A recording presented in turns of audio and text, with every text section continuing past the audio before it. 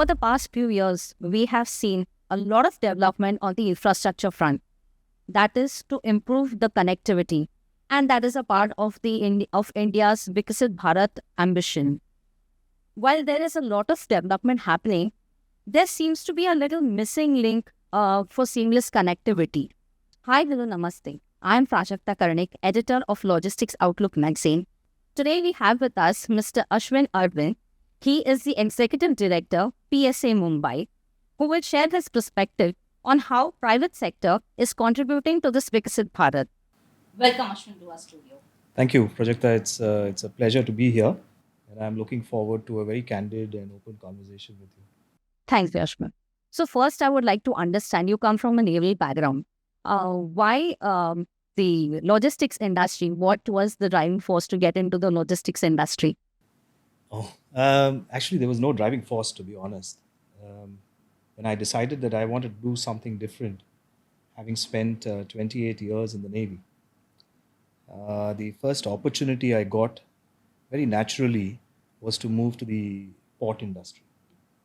And my initial role was a purely operational role in a terminal, handling day-to-day operations, engineering, safety. So that gave me my initial footing into the port and terminal industry. And from there, I moved to now the role that I'm in, which is a more holistic role in a terminal, which includes HR, finance, commercial aspects, and things like that. So I don't look at it as a driving force that brought me here, but I guess it's just providence and chance that I'm in the logistics industry. Okay, how have you seen the change? Changed from the Navy to here. Yes. And overall, the logistics industry. So I find that the logistics industry is a place where you can learn something new every day. You know, there's every day somebody doing something differently, somebody doing something better, somebody doing something more efficiently.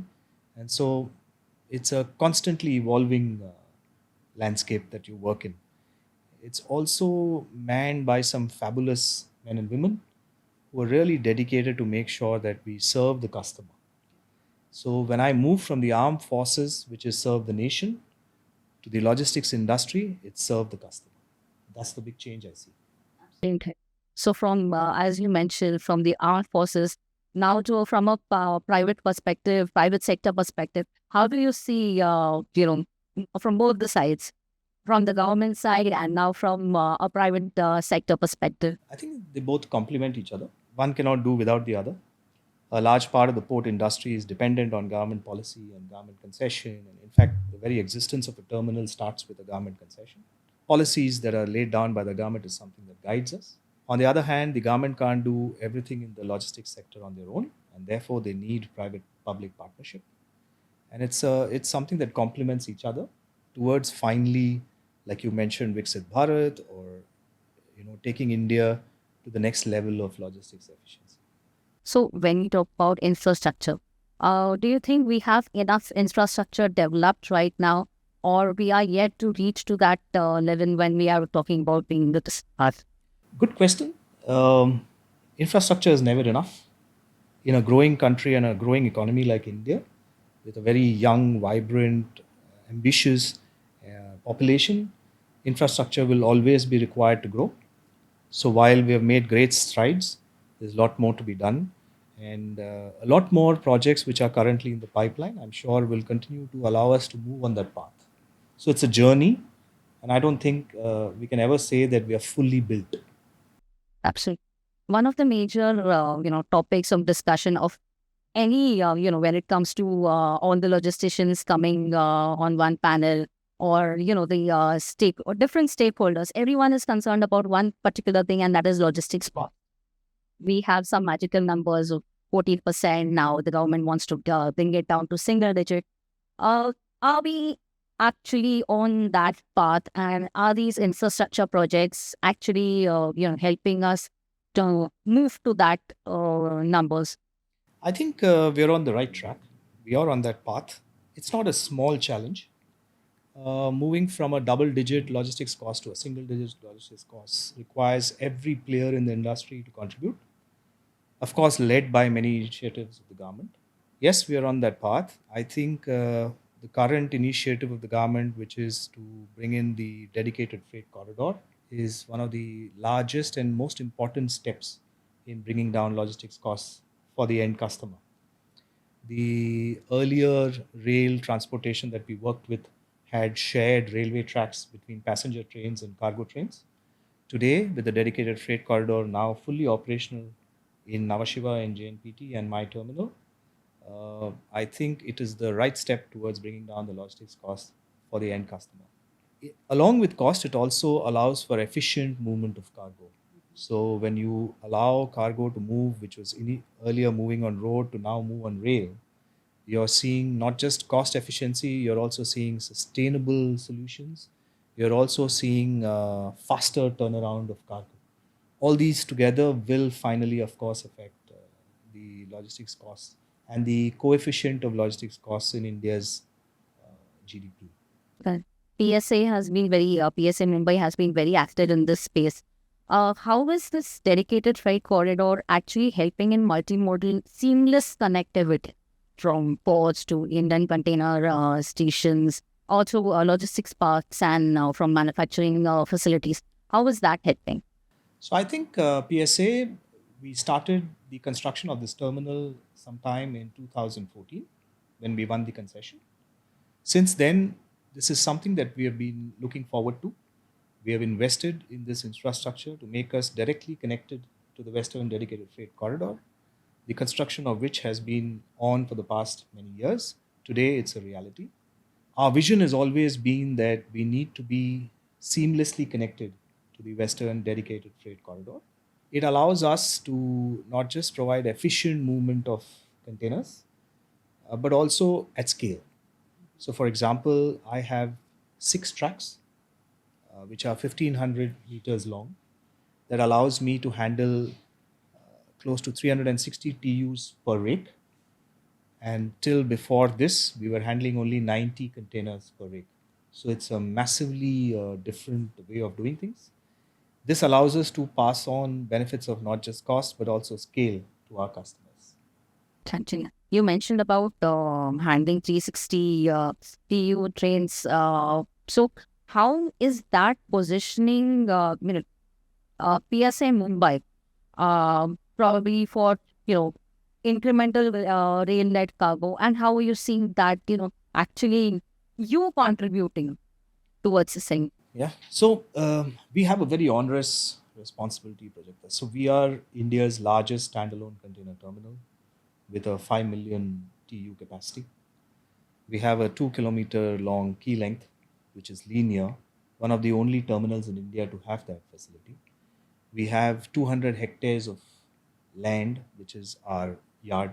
All this combined with 6 tracks of 1500 meters directly connected to the Western Dedicated Freight Corridor makes us one of the largest contributors to the change that the DFC is bringing in to India's logistics landscape.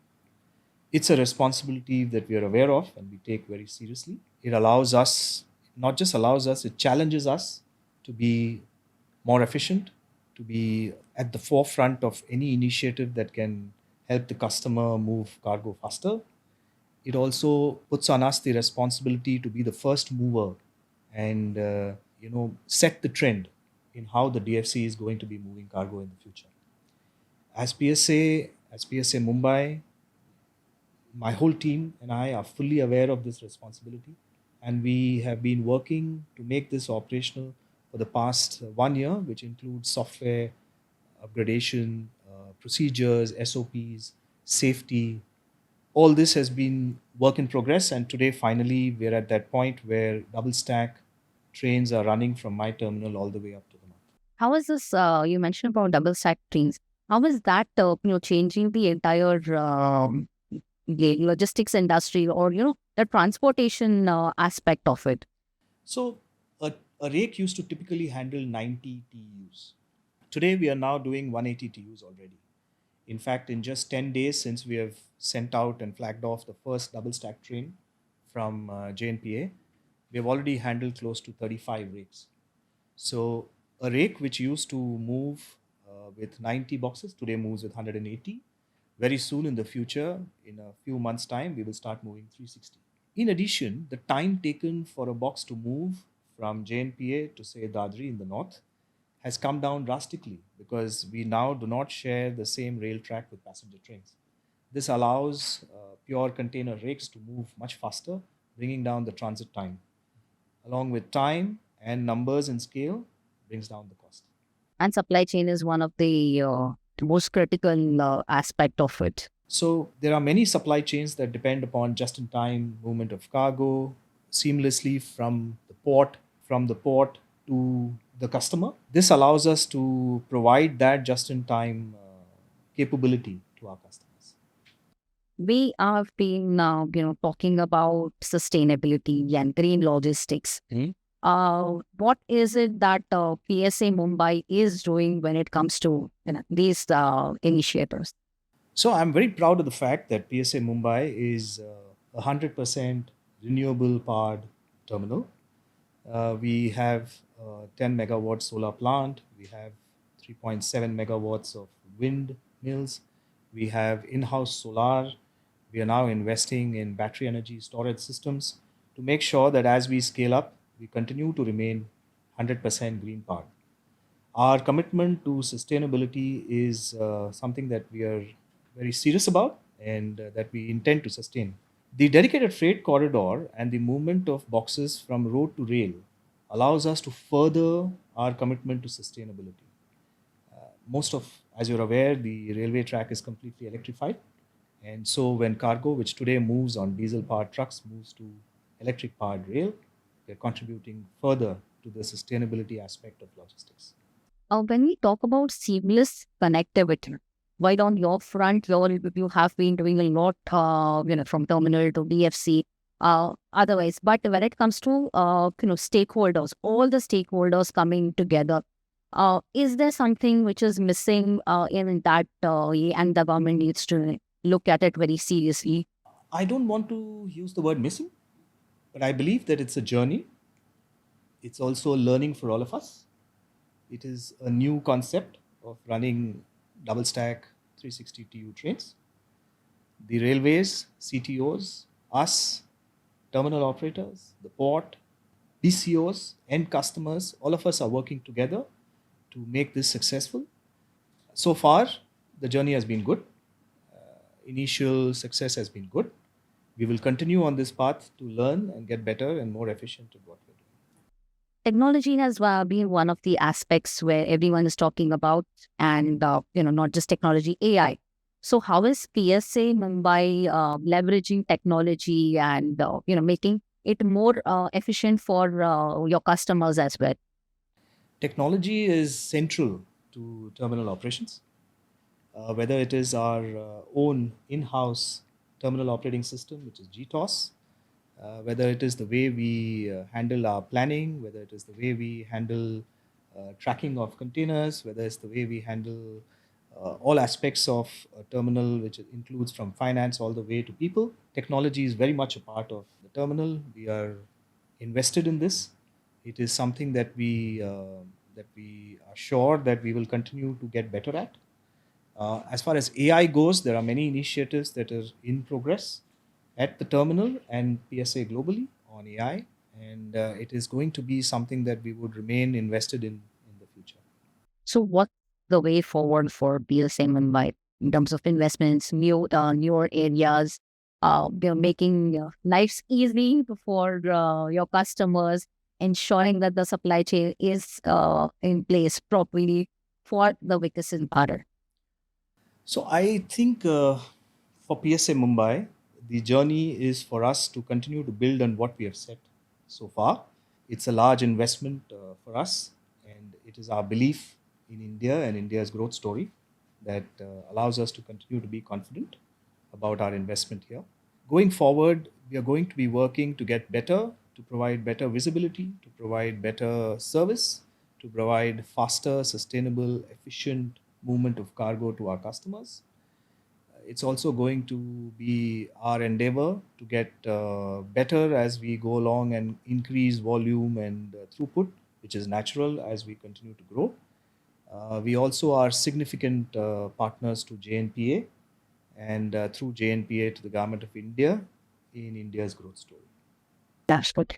What would be your suggestion, when it comes to if we have to grow this segment, this sector, and the country, what would be your suggestions for, the next generation also that is coming, which is looking at this sector?